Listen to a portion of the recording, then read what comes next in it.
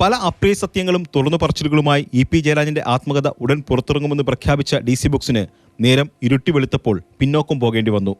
കട്ടൻ ചായയും പരിപ്പുവടയും ഒരു കമ്മ്യൂണിസ്റ്റുകാരന്റെ ജീവിതമെന്ന പേരിൽ ഇ.പി. ജയരാജന്റെ ആത്മകഥ ഉടൻ പുറത്തിറങ്ങുമെന്ന പ്രഖ്യാപനം ചൊവ്വാഴ്ച രാത്രി 8:03 സോഷ്യൽ മീഡിയ വഴി DC ബുക്സ് നടത്തിയത്.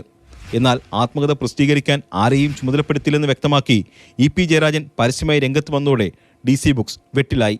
പുറത്തുവന്ന പുസ്തകത്തിലെ ഉള്ളടക്കവും ഇ.പി. ജയരാജൻ പരസ്യമായി തള്ളിയിരുന്നു. കൃത്രിമമായി സൃഷ്ടിച്ചിട്ടുള്ള മാനിക്കുലേറ്റ് ചെയ്തിട്ടുള്ളതാണ്.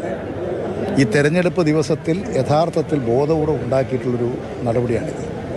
ഇത് സംബന്ധിച്ച് നിയമ നടപടി ഞാൻ സ്വീകരിക്കാൻ പോകുന്നുണ്ട്. ബാക്കി കാര്യങ്ങൾ അന്വേഷിക്കുന്നുണ്ട്.